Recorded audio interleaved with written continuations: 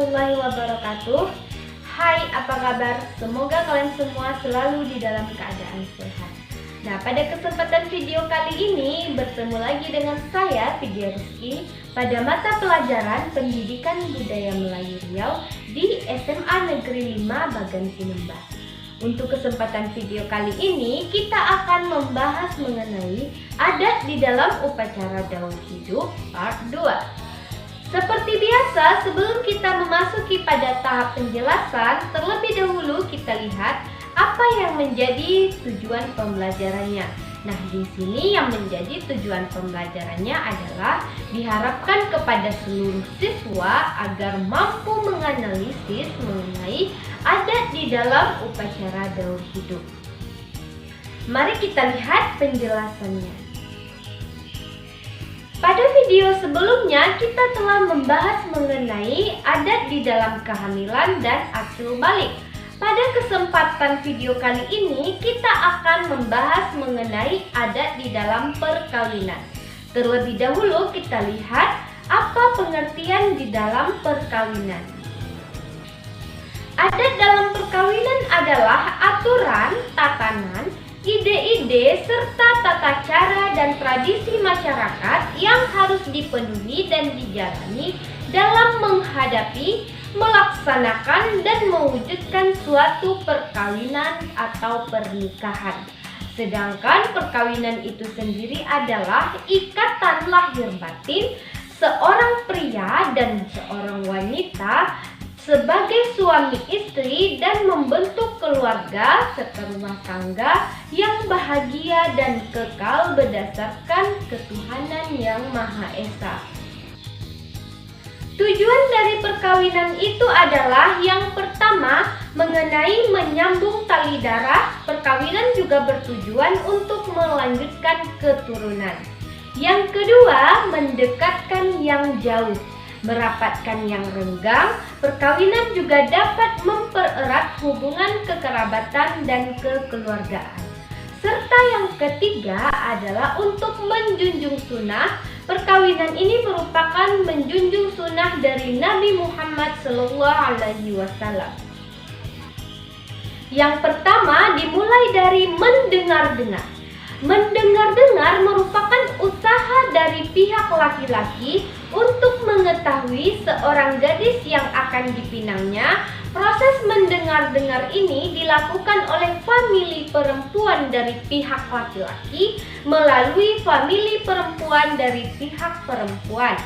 Nah, mendengar-dengar ini biasanya dilakukan di sela-sela aktivitas seperti saat perayaan tertentu, misalnya saat batobo, pesta pernikahan dan perkawinan, atau saat mencuci di sungai. Nah, hal yang didengar ini adalah apakah seorang gadis tersebut telah siap berumah tangga atau telah didekati oleh keluarga yang lainnya. Setelah proses mendengar-dengar berlangsung, maka akan melanjutkan proses yang kedua adalah merisik. Merisik adalah menyelidiki atau mencari informasi secara rahasia. Merisik juga di dalam tradisi pernikahan merupakan kunjungan dari laki-laki, kunjungan dari pihak laki-laki kepada pihak perempuan yang dimaksudkan untuk mengetahui tentang gadis yang hendak dipinang ini. Kegiatan ini dilakukan secara sembunyi-sembunyi tanpa diketahui oleh orang lain. Nah, anak gadis yang diinginkan juga tidak diperkenankan untuk mendengar atau keluar dari bilik atau kamar untuk menemui pihak yang datang merisik. Tujuan dari merisik ini adalah untuk mengetahui lebih jauh tentang gadis yang hendak dipinang, misalnya apakah sang gadis telah dipinang oleh orang lain atau belum. Selanjutnya adalah meminang. Meminang dilakukan oleh pihak laki-laki dengan mengirimkan utusan kepada pihak keluarga perempuan. Upacara ini memerlukan perlengkapan, yaitu tepak sirih yang berisi perlengkapan makan sirih. Isi tepak sirih ini meliputi daun sirih yang disusun secara telungkup, serta kapur, gambir, dan juga pinang. Nah, upacara meminang ini dimulai dengan mengeluk-elukan dari pihak keluarga laki-laki sambil menyuguhkan tepak sirih kepada pihak perempuan. Selanjutnya adalah antar tanda pertunangan. Upacara antar tanda ini dilakukan setelah pinangan diterima.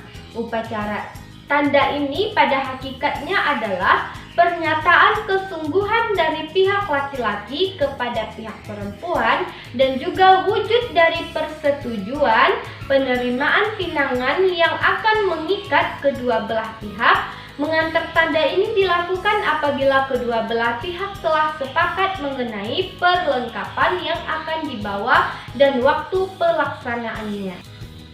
Setelah mengantar tanda, maka masuk pada prosesi antar belanja. Antar belanja ini merupakan kegotong royongan di dalam membantu pihak perempuan dalam pelaksanaan hari langsung atau bersanding. Upacara ini ditandai dengan kedatangan dari pihak laki-laki sambil menyerahkan sejumlah uang dan perlengkapan lainnya yang telah disepakati saat meminang. Selain menyerahkan uang, dalam antar tanda juga dibicarakan waktu pelaksanaan perkawinan. Setelah tanggal perkawinan ditetapkan, maka akan memulai prosesi yang pertama, yaitu adalah berinai. Berinai dilaksanakan pada malam hari sehingga disebut dengan malam berinai. Nah, berinai ini dilangsungkan sehari sebelum akad nikah, ini dinamakan dengan berinai curi.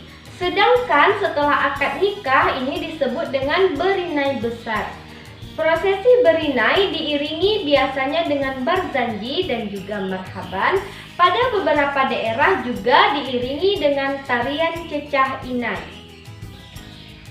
Selanjutnya, di dalam prosesi perkawinan ini adalah prosesi yang paling sakral, yaitu akad nikah.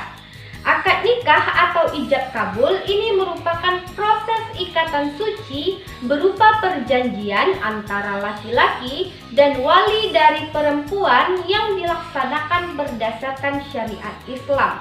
Upacara ini dipimpin oleh seorang penghulu nikah yang dibantu oleh 2 orang saksi beserta pengantin laki-laki dan seorang wali dari pihak perempuan. Selanjutnya adalah berandam. Berandam dilakukan oleh pengantin perempuan yang dimaksudkan untuk membersihkan diri dan juga menambah kecantikan diri. Berandam meliputi mencukur dan memotong anak rambut dan pelipis. Alat berandam ini terdiri dari pisau cukur, beras putih dalam pinggan, kelapa berukir, benang putih dan lilin lebah, serta bedak kuning, bedak sejuk, dan celak. Nah, alat-alat berandam ini diletakkan di atas dulang baki. Prosesi berandam dilaksanakan oleh mak andam. Kemudian prosesi yang selanjutnya adalah hari langsung. Hari langsung atau bersanding merupakan puncak dari prosesi perkawinan. Pada hari ini dilaksanakan serangkaian upacara sebagai berikut. Yang pertama adalah khatam Quran. Khatam Quran dilaksanakan setelah akad nikah atau sebelum bersanding. Pada umumnya dilakukan oleh pengantin perempuan, namun kadangkala juga dilakukan oleh pengantin laki-laki. Kemudian prosesi yang kedua adalah berarak. Berarak merupakan berjalan beriringan yang dilakukan secara bersama-sama pada wilayah masyarakat adat dan suku asli. Berarak atau rarak dikenal dengan 2 jenis, yaitu rarak kecil dan rarak besar. Perbedaan dari kedua jenis rarak tersebut terletak pada musik pengiring yang menyertainya. Rarak kecil tidak memakai gondang berendung atau celempong oguang, sedangkan rarak besar ini disertai dengan gondang berenggung dan berarak ini dilakukan dengan iringan gendang berenggung atau musik kompang. Kemudian yang ketiga adalah prosesi membuka pintu. Pada saat memasuki rumah pengantin perempuan, pengantin laki-laki dihadang sehelai kain di depan pintu rumah. Kain penghalang ini dibuka dengan silat dan berbalas pantun. oleh kedua belah pihak. Hal ini bermakna bahwa untuk mendapatkan pengantin perempuan ini memerlukan pengorbanan dan perjuangan. Yang terakhir adalah menyembah mertua. Menyembah mertua atau menjalang orang tua ini dilakukan oleh kedua pengantin kepada orang tua laki-laki. Prosesi ini sebagai bentuk pengabdian menantu kepada mertuanya dan juga permintaan maaf dari pengantin laki-laki karena akan meninggalkan rumah dan tinggal di rumah pihak perempuan. Pada saat menyembah mertua, menantu perempuan biasanya membawa rantangan yang berisi nasi dan kue mue. Nah, itulah tadi proses dari serangkaian upacara di dalam adat perkawinan masyarakat Melayu. Semoga dengan adanya video ini dapat lebih memahami kalian mengenai adat di dalam upacara dalam hidup yang meliputi kehamilan, akil balik, dan juga perkawinan. Sedikit pesan dari saya untuk kita tetap berjaga dan terhindar dari penyebaran virus COVID-19. Mari sama-sama kita menjaga kesehatan diri dengan selalu menggunakan masker saat berada di luar ruangan, menjaga jarak, dan mematuhi segala peraturan protokol kesehatan. Sampai bertemu pada video pembelajaran selanjutnya. Terima kasih dan sampai jumpa.